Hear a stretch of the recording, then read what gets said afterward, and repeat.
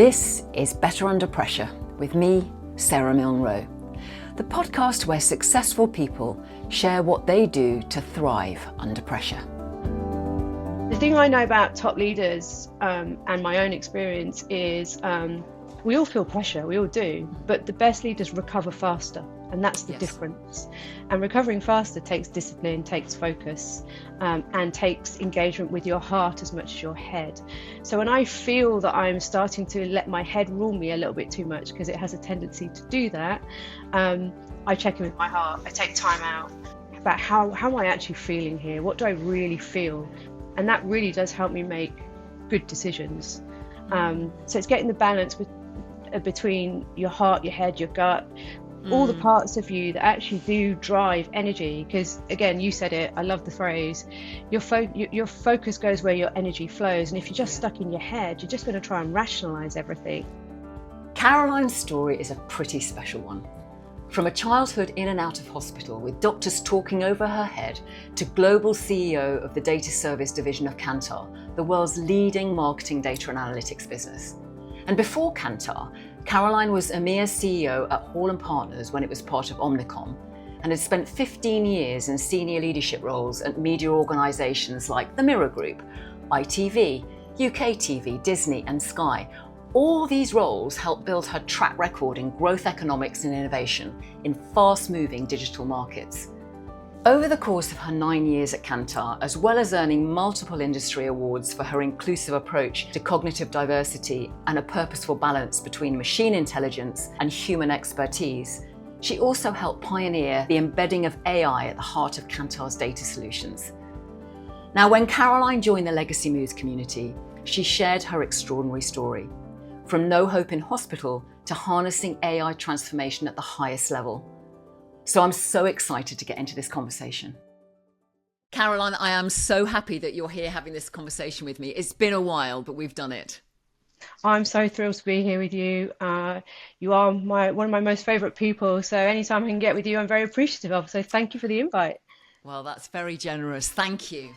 So we're here talking about pressure, Caroline, and there's something turning over in my mind at the moment, because often I get asked when I say I do a podcast called Better Under Pressure, there's this sort of moment where someone might say to me, what, you mean you have to have pressure in order to be better? Surely we're trying to avoid pressure. Why would we want a podcast about that?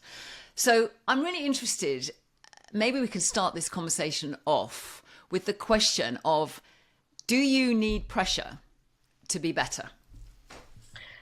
I feel from my own personal experiences, both personally and professionally, yes, you do. I think it takes discipline and focus, though, to be performing well under pressure, and we can talk about that. But I do think, there's that famous saying, isn't it? Growth never comes from comfort zones. So I think a bit of pressure really helps you to tune into new learnings and doing things better. I do think pressure is important, but I think managing it is equally important. Yes. How do you manage it?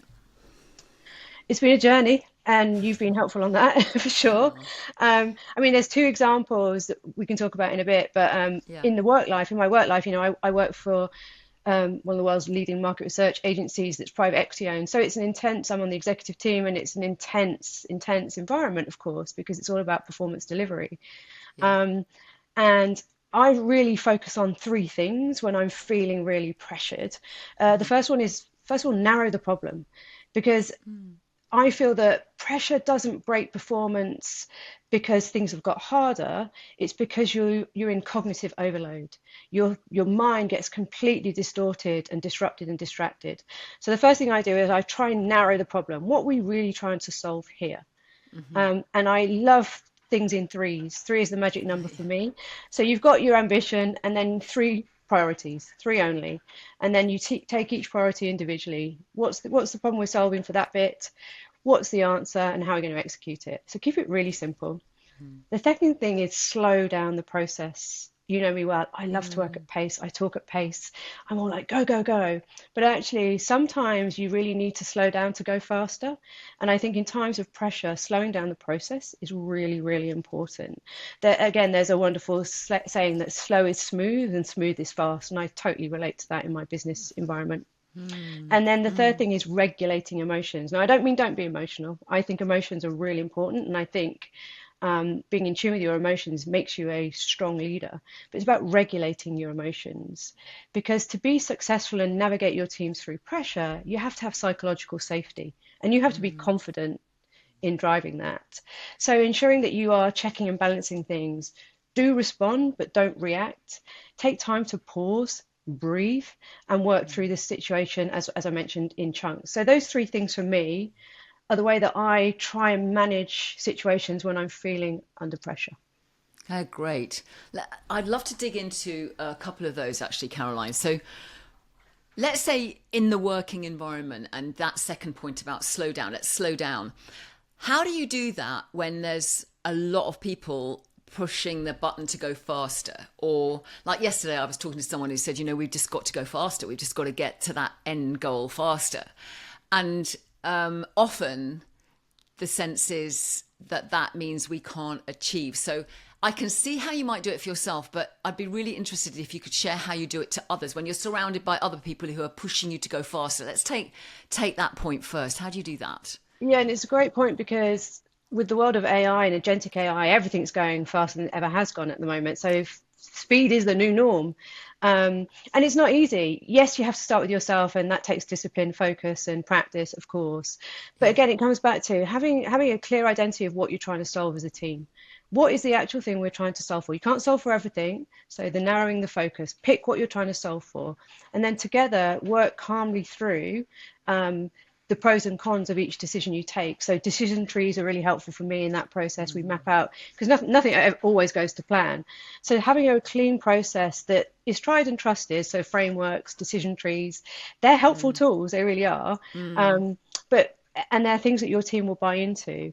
But then also creating a discussion where together you can talk about if things go wrong or when things have gone wrong, and use that as a learning experience. And that's what I mean about psychological safety. Everyone talks about psychological safety, but what does it really mean? It means that people feel safe to say what they really want to say and be their true selves in the environment.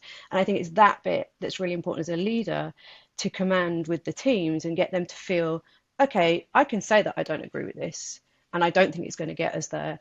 So you got to spend time together. You've got to have a framework that you can follow that everyone's aligned to, and you've just then got to agree together clear goals. Because if you form the goals together, then you also automatically feel accountable for them. So rather than a command and control leadership, which I have no time for anyway, it's about creating the next steps together in a meaningful way, and then people buy in more to that. Yeah, and I'm hearing in there that slow focus is like almost going into slow motion around the process. So what's the decision? What are we not looking at? So the slowness is in the process in a way? Exactly right. Yes. Yeah. Yes. Okay. The process is really important here. And you know me, I'm an innovator and I love, what's next and the next shiny thing. But process really has a role to play in terms of delivering execution that's meaningful. Yeah. Yes. Good. Okay. That's helpful. And in terms of the regulation, your third point, how do you regulate yourself when you're under pressure? This has taken me a long time to work on this, and it's an everyday discipline I have to practice because we talk a lot together about heart, head, and gut, and I spend a lot of time in my head, and I go round and round in my head, and that's what I mean by cognitive overload. And so I have to take time to step back and be peaceful in my head. So I've been practicing meditation, and I'm not very good at it. So I do short meditations. It's no more than 3 minutes in the morning where I get my breathing regulated, and I listen to my breathing. I acknowledge all the sounds around me, but I listen to my breathing, and that helps my mind to be at peace. Like I said, I don't find that easy, but I have to do that every day to get better at it. But it means that I start with a clearer head. Once my head's clearer, I can then start thinking about the things that are truly going to help given the situation that we're in, rather than worrying about all the other bits around the side.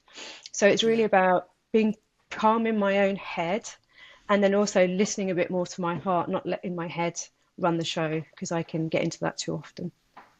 And do you share that practice with your teams, Caroline? I mean, how open are you as a leader in sharing what it is that allows you to self-regulate better? It's a great question. I could definitely get better at that. And I've started, as I've got older and learned these wonderful learnings, I have got better at sharing. But again, I think it's about getting stronger in your own being over time. One of the times that I felt pressure the most was when I was 10 years old. I had a stroke, and that left me trapped in my own head.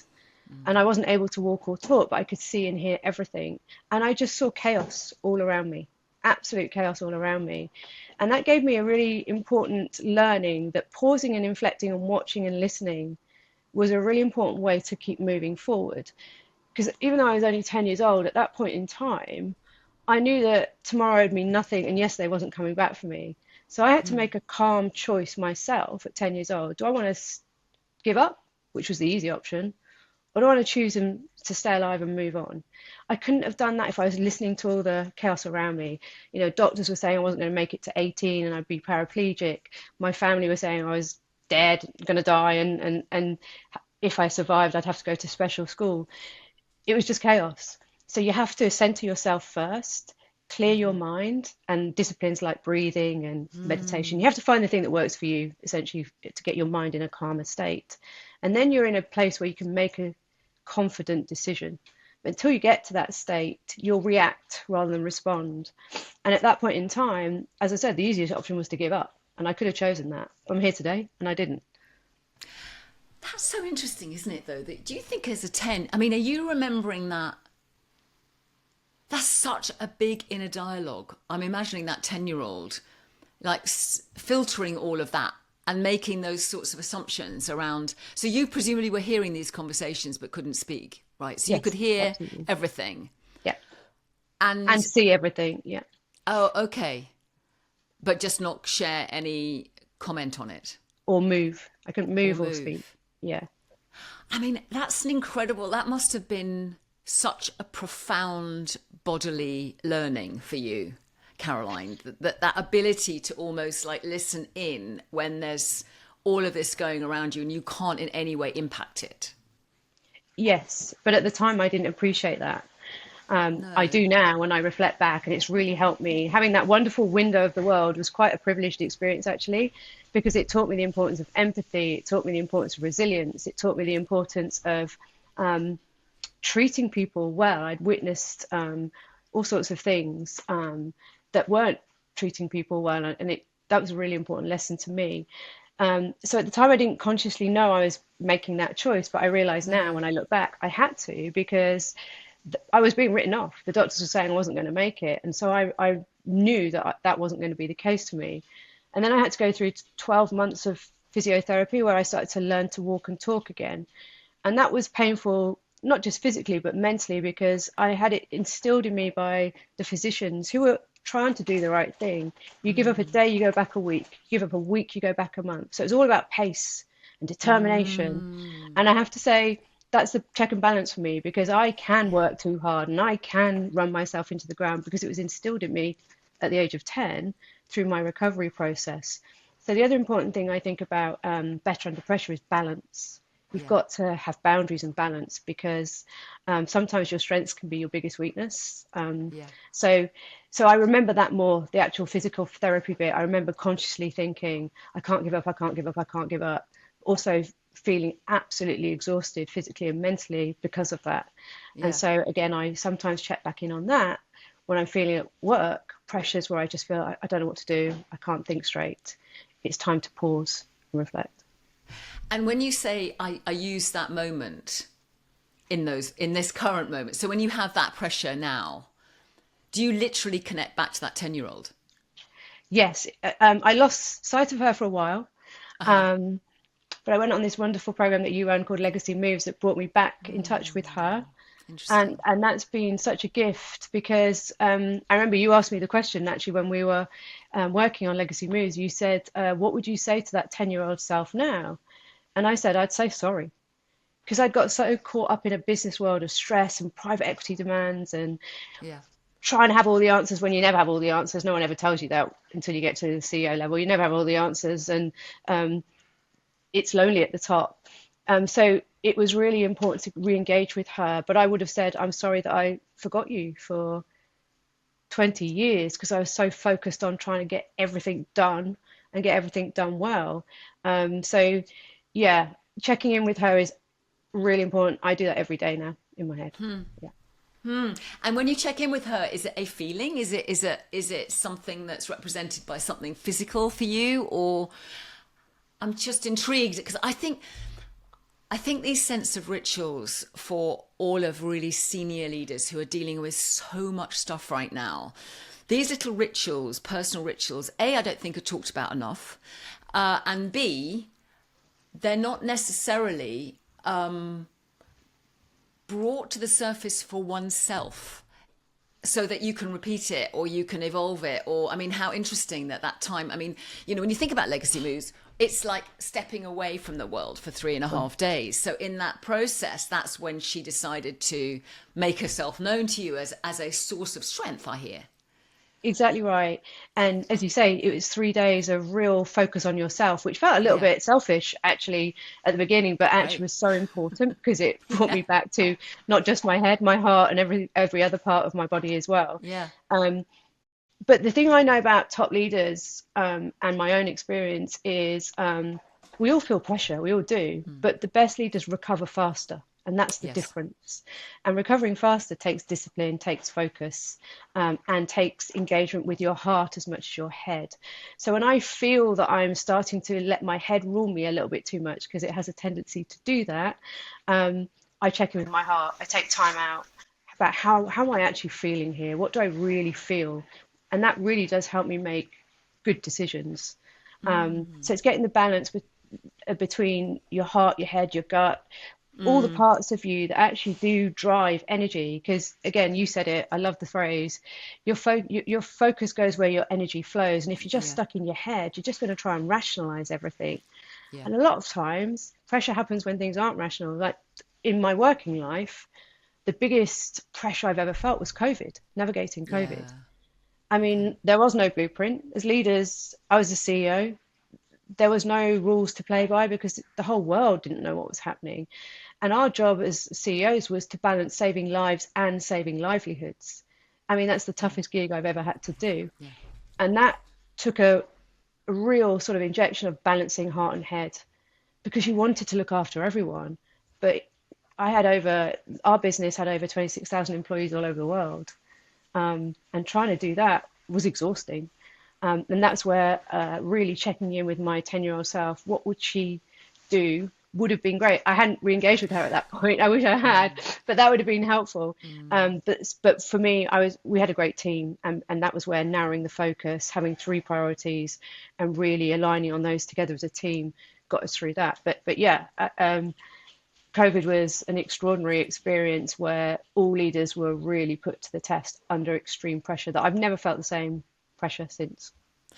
How do you notice extreme pressure versus positive pressure? And maybe extreme pressure can be positive for some people, but for you, when is the balance tipped into, stress or distress? Yeah, like I say, I like a bit of pressure. It pushes me out of my comfort zone. It encourages me to learn. I love learning new stuff. So I like pressure. And I know that good pressure feeling. I know it.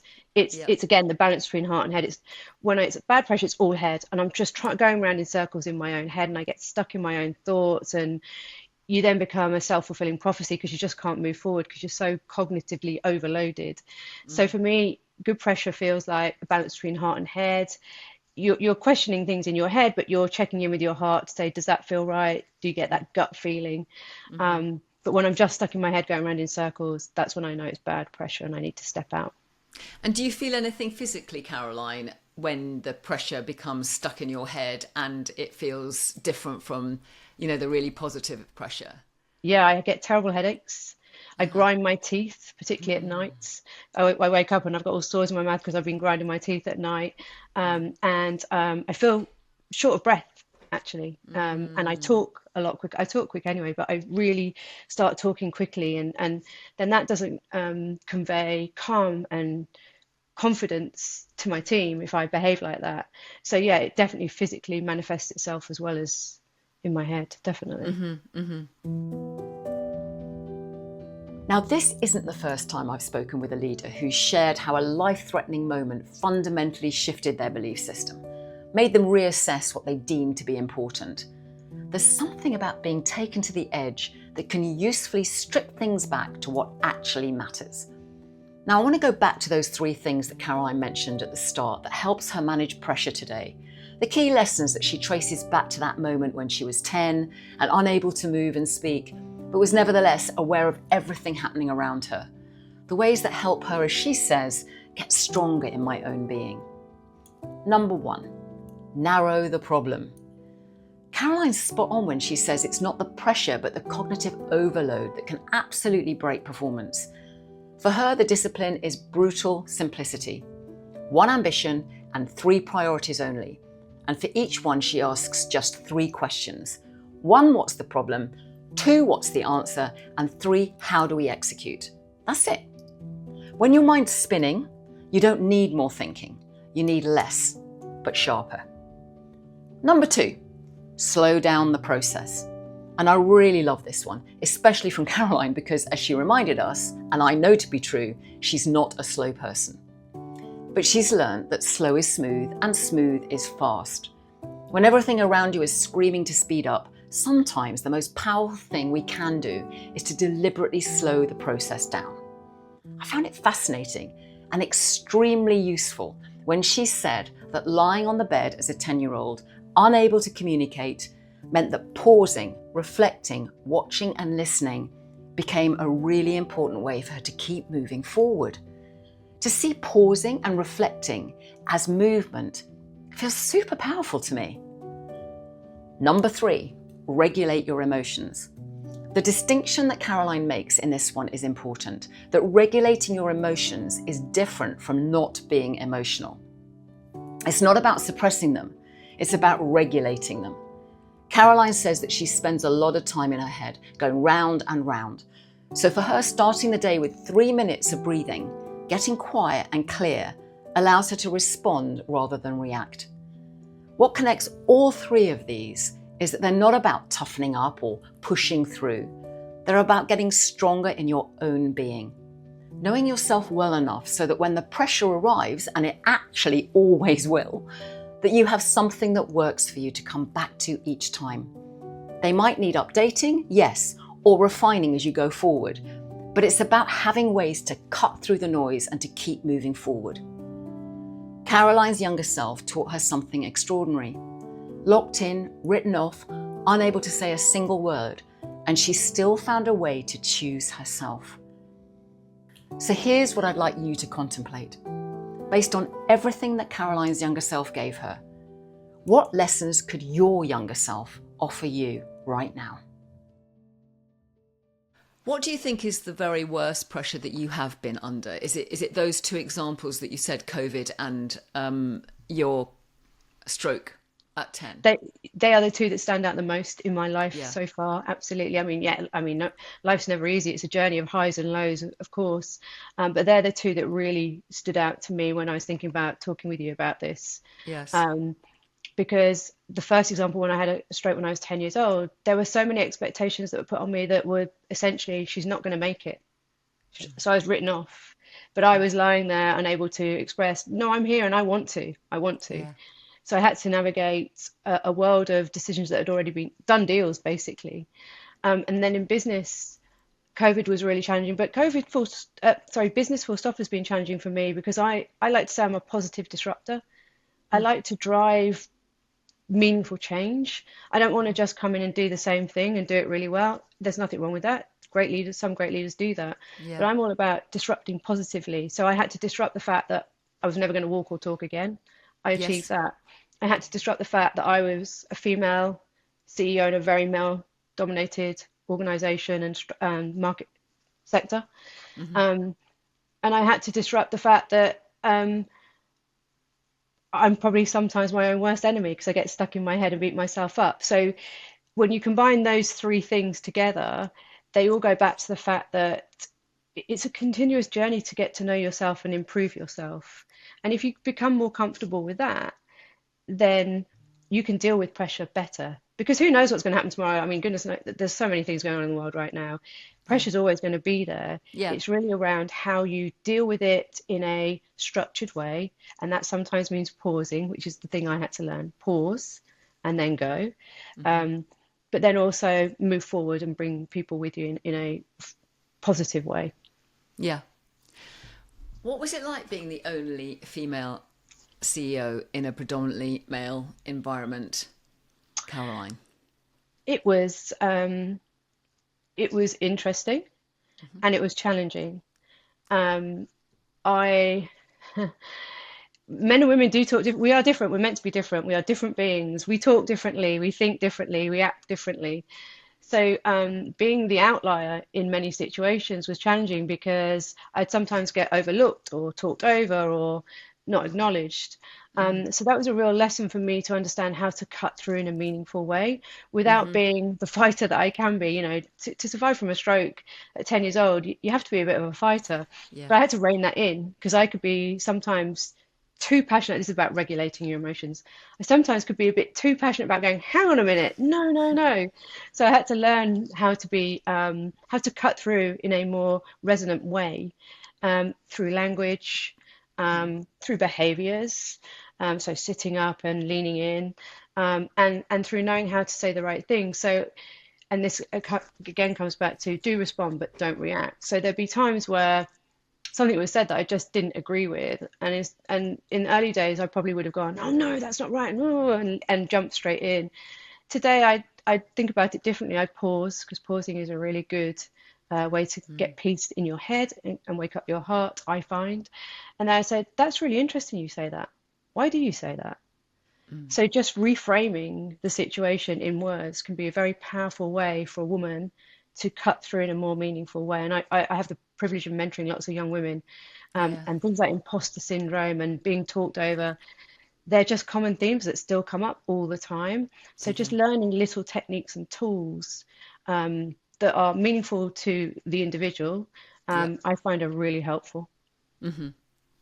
And when you find something actually very energizing and positively disruptive, and others around you or your team do not, or they're feeling that is high pressure and risky and all of that, how do you lead a team to come on a journey of disruption with you, Caroline? Yeah, it's not easy because I love learning new things. As I said, I get really excited. It's like, oh, great. And I do get distracted by the next shiny thing.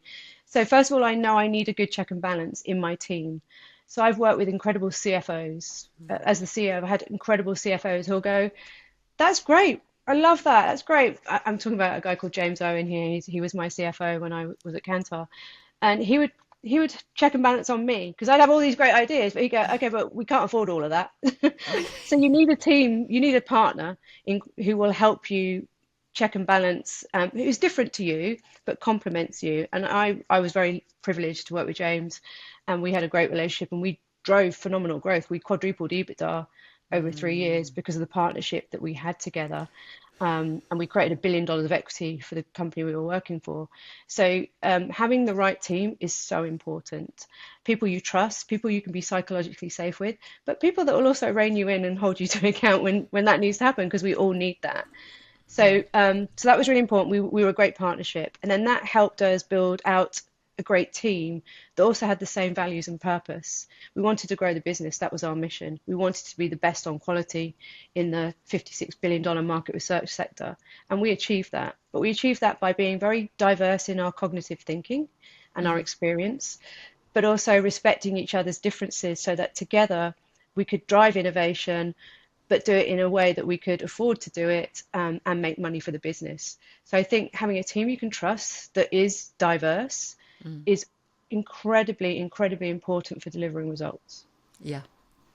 What do you see, Caroline? That's so helpful, actually. Thinking around the power of the collective is what I'm getting from that Absolutely. share. Is Yeah, like, and I think that's going to be more and more important as the world becomes more segregated. Is that connective tissue of completely. everybody, and great leaders really have I think, a real skill at using that connective tissue in a very energizing way for those sorts of results that you've just shared there. So I love that. And I'm wondering, I'm sort of, as you're speaking, I'm reflecting on, as you said at the very beginning of this conversation, the idea of pressure's not going to go away. In a way, pressure just changes shape, doesn't it? So as you look forward, maybe in the next sort of 5 to 10 years, what do you see is going to come in as one of the biggest pressures for people, leaders potentially? And a secondary question to that is, and I suppose it's relevant as we talk about legacy and meaning, what do you feel is the power or relevance or relationship with pressure of meaning or legacy or purpose? Yeah, great questions. Um, so AI, I mean, everyone, it's the hot topic of the moment, well, one of them anyway. And there's a lot of disruption in the workplace because, first of all, people, when times of crisis happen, and we saw this in COVID, people default to what does this mean for me? You go back to yourself. That's just a natural human instinct. And at the moment, there's a lot of noise that, well, AI is taking my job. Um, and I truly believe you are what you accept. So if you've already accepted that AI is going to take your job, it will. It's about leaning in, understanding it, and then working out what will be useful to you and wherever you want to go in your mission. But pace is getting faster. So pace will get faster, and that's why the check and balance of ensuring that you pause and go slow to go smoother, because smooth is faster, is really, really important. I see a lot of individuals and businesses struggling with this right now because people are not in a place of psychological safety. They're worried they're going to lose their job. Um, and then people are defaulting to uh, preservation mode. So they're not open to learning new things. They're not open to leaning in. AI, Harvard are doing free courses online on LinkedIn Yeah, on AI now. There's no excuse. You got to lean yeah, in. And the world is going to move at pace. And that's why the checks and balances of pausing, inflecting, and making sure that you're at the right point in your mind, your heart, and your actions to move on to the next problem is really important. So yeah, I think this whole energy, focus on your energy, is yeah, critical for the next 5 to 10 years because pace is only going to, the pace dial is only going to go up, yeah, and that's going to cause stress. yeah. And it is going to be inevitable potentially that things are going to dramatically shift from what it is that we're used to. How do you feel people can best manage that? Like, if we put it under the bracket of pressure, yes, but what would you say? Because that's clearly what you're dealing with right now and what interested in yourself. If someone's looking at that and thinking, God, that's big pressure coming down the line, and not just coming down the line, but coming down really fast, and I don't actually feel like I am going to be relevant in that, what would you say to them? The one thing that's really helped me in my career is mastering the art of release. So feeling pressure, but also knowing when to let it go. As I said, I actually thrive under a bit of pressure, but it's important to know when to let it go and release it so that you can move on to the next thing. Um, and for me, that's the difference between feeling discomfort and then coming back to your point about following purpose. Having a purpose in life, and what do I mean by that? What legacy and impact do you want to make in the world? Having that for me has been fundamentally critical to get me to where I am today. It's not always been, I used to say all the time, I don't know what I want to be when I grow up and stuff. But I now know what I want, the legacy I want to leave in this world. And it sounds very dramatic, and it's really important because that is the ultimate check and balance for me to go, is this in line with is this discomfort I'm feeling in line with my purpose? If it is, I need to sit with that tension. If it isn't, I need to let it go. And that's been really, really important for me to progress as a leader, knowing when to let the discomfort go. and just say I did what I could do at the time, and that's that. Because I used to be very guilty of holding on to things and beating myself up about things that happened years ago, knowing full well that I couldn't change them because they'd already happened. So that release, and then making sure things are aligned with your purpose, I have found fundamental to my growth and excelling as a leader over the last few years, 5 years particularly. What is your purpose, Caroline? My purpose is to make a meaningful difference for women who want to be leaders in the world. I never grew up with a female role model. I've always had wonderful male mentors and wonderful men in my life, but I didn't have a female role model. As I said, it took me a long time. It took me till I was in my 40s to realize the learnings I'd garnered, having a stroke and everything I'd been through as a female growing up through the ranks. And I thought, wow, if I knew this when I was 20, I'd be ruling the world by now. So it really is to make a meaningful difference to women in business. That's my legacy. That's the purpose I am really excited about and I really want to drive forward, but not at the expense of men. We are better together. We need each other. We're different, as I said before, and we complement each other. And when those complementary things are working well, businesses thrive. I've seen it happen. I had a team of men and women, and we were thriving. As I said, we drove phenomenal growth, and that's because we were aligned, we respected each other's differences, and we were cognitively diverse, and that was brilliant. So yeah, I'm not one of these people that think it's men are terrible and men have created terrible situations. It's about how do we work better together, because better together creates vision, not division, and then that in turn delivers growth. So that's very important to me. Lovely, thank you. So we are at the point of the podcast, Caroline, where I offer the guest an opportunity to share, out of all of the things that you've said and maybe more, what are the 2 things that you would offer to anyone listening to this podcast who's thinking, I really want to be better under pressure? What would be your 2 pay forwards to them? Yeah, that's a tough one, but I think I could best articulate it by saying the first one is your current situation is not your final destination.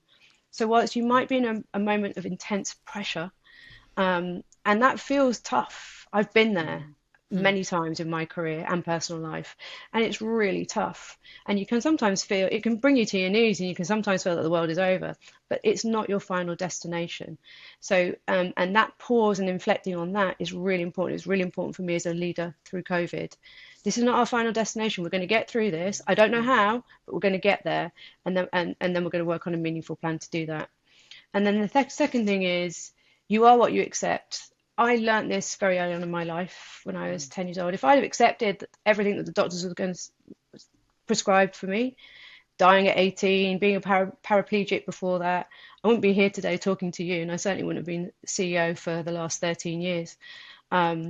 So when the story of your life is being written, make sure it's you who's holding the pen, but also know that you are what you accept. So the decisions you take will ultimately define your purpose and your destiny. And I think sometimes people get so caught up in imposter syndromes or in their own minds that they start to believe that irritating, annoying voice that we all have, rather than listening to all elements of their energy, including their heart. And I think sometimes I feel it, and I know it with the women I mentor, women can sometimes be called over emotional. Emotion is really important as a leader. We all have feminine energy. Men and women have feminine energy. We all have. So really being in touch with that female energy is a really good thing. It's intuitive. It helps you make thoughtful, respectful decisions as a leader when you have to do tough things like letting people go because of, I don't know, business performance, for example. So yeah, they're the 2 things. Your current situation is not your final destination, and you are what you accept. And that can lead to good or bad things depending on what you are accepting. Love that. Love that so much. I mean, you could have those 2 things just up on the wall in front of you every single day, couldn't you? And that would make, I think, such a difference to the choices that we make every day. Your current situation is not your final destination, and you are what you accept. What I love about both these statements is that they're not about looking back. They're about right now and what comes next. They're about energy, about direction, and who gets to decide where this goes. They both place choice firmly in our own hands. Caroline's story absolutely reinforces that pressure is not the enemy here. Pressure is information. Pressure is energy. And the question is never really whether you're under pressure. The question is what you do with it. Do you let it compress you, or do you let it propel you? Caroline talks about how when the story of your life starts being defined by others, you should take it back. There are many subtle and obvious ways I see this showing up with clients that we work with. You're known as the reliable one, and without noticing, you've started to agree. Or your calendar has become your identity. Back-to-back meetings, immediate responses. You edit your voice. You contribute what is acceptable. You've become the person people expect you to be, the strong one, the calm one, and so on. You've lost contact with what you actually desire because you've been responding rather than shaping. You honour commitments that no longer feel true. You start leading for the approval of the board rather than the future of the business. These are just some examples, but they're all realizations that your life is being shaped by expectation and perception rather than your conscious choice.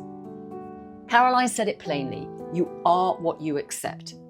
And in the moment, the most powerful thing you can do is pause, get clear and ask, what do I actually believe? Not what does the room want from me?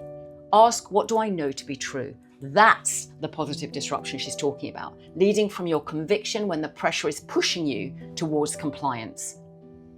Caroline didn't just survive her stroke. She's found ways to use it. She used it to build a set of beliefs about herself that no one else could touch. That's positive disruption. Not tearing things down, building something better from the pressure you're already in. And I'd like to take it a stage further, actually. It's not just about what you accept. It's about what you expect.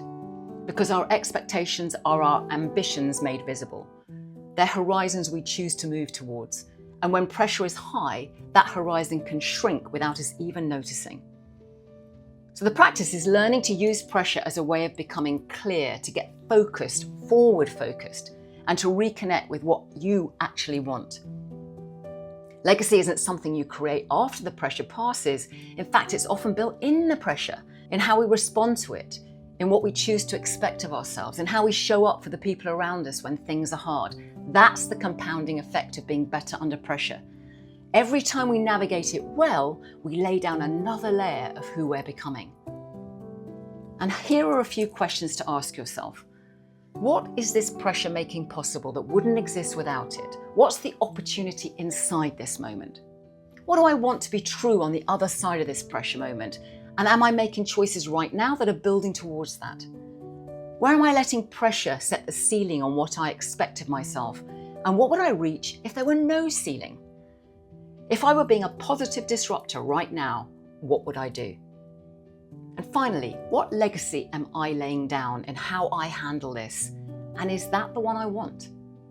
All these questions help us to remain the author of our lives and keep pressure working for us rather than on us, because they return us to choice. And before I finish, I just had to ask Caroline one last question. Did you ever have an opportunity to talk to those doctors about what you overheard and the impact? I mean, I'm getting from this conversation that, baby, when you were 10, it wasn't necessarily where you were then. It's like 20, 30 years ahead, you could now say that. But was there any opportunity to share back the impact of you listening to that over and over and over again? No. So I had a stroke because at the age of 2, I was diagnosed with type 1 diabetes. And in those days, they didn't know an awful lot about it. And there was no one in the area where I grew up that had it. So the doctors themselves were trying to learn quickly about what was going on. And all I remember, there was one junior doctor that used to come and sit on my bed every day, even though I couldn't talk or move. And he used to talk to me every day. And frankly, he wasn't treated that well by the other doctors because he was a junior doctor and they were all qualified. So he was seen as a bit of a not helpful and didn't know a lot. But he used to treat me like a human being rather than a vegetable. And he used to sit and come and talk to me even though I couldn't respond. And he said one day, listen to the sound of your heart beating. That's the drumbeat calling you to wake up. And then he walked off. That was the moment I thought, I'm not giving up. I'd love to go back and thank him for that, because I think at the time I didn't appreciate it. As I've cognitively gone through what happened, I remember this. It was a really important point in my life. But I've never had a conversation with the doctors. And in fact, over the years, things are so much better now with type 1 diabetes. I have my tracker in my arm, everything's digitally tracked. It's Yeah. wonderful. You can have a wonderful life, and I certainly do. Mm. But at the time, it was tough. And it was Yeah. always, you're not doing good enough. Your sugars are too high. You're not doing this. You're not doing that. You can't eat this. So it was all you can't, you can't, you can't throughout my childhood and my teenage years, rather than, yeah, you can, and I'm here to help you. So that's definitely what I think as a leader. Yeah, you can, and I'm here to help you. Not you can't, you can't, you can't, or you Yeah. shouldn't, or you mustn't. Yeah. And so that again was an important lesson for me. But I would say that what I will say about doctors today is things have changed a lot, and things have advanced a lot. And I had my check-in with my doctor in December. I have an annual MOT, and he was just a really lovely man, because he said, "You know you best. I'm not going Yeah. to tell you how to look after your illness. You know you best. Just make sure you listen to you." And I was like, wow, that's the first time a doctor's ever said that to me. Yeah. God. There's so much just in that we could have a whole conversation about. But I just love the fact that that one sentence that junior doctor said on the end of your bed has had and still does have such a powerful impact on you. And it reminds me of, I coach people, and they're remembering things that a teacher said to them, either for good or for bad, or a doctor, and as a leader, it's the same thing. You can say one thing and it can be with someone all their life, either for good or for bad, right? It But can be I'm life interested in the ones changing. for good. Say again. Yeah, it can be life changing. It was for Oh, me, and I know you, as you've been a teacher and you've changed young kids' lives. Um, and that's why one of my things that I advocate strongly as a leader is be kind. yeah. Essentially, at the end of the day, we might all have important senior roles, but there's actually only two things that you are totally in control of: your own thoughts and your own actions. That's it. Doesn't matter how important you are, how senior you are. So use them wisely. So be kind is really important for me as a leader. And, you know, sometimes you have to make the tough decisions. I've sat in the seat, I've carried the P&L, I've made the tough decisions, but you can be kind and respectful when you have to do that. And I think too often when stress and pressure takes over, the kindness gets forgotten, and that never leads to good outcomes. And so he was just kind, and that was the important lesson for me: be kind. Well, that is a perfect ending to this conversation. Be kind. Caroline, thank you so, so much. My pleasure. Thank you for having me. Thank you so much for listening to this episode of Better Under Pressure with me, Sara Milne Rowe. If you enjoyed it, please do subscribe and let us know what you found useful or what you'd like to know more about.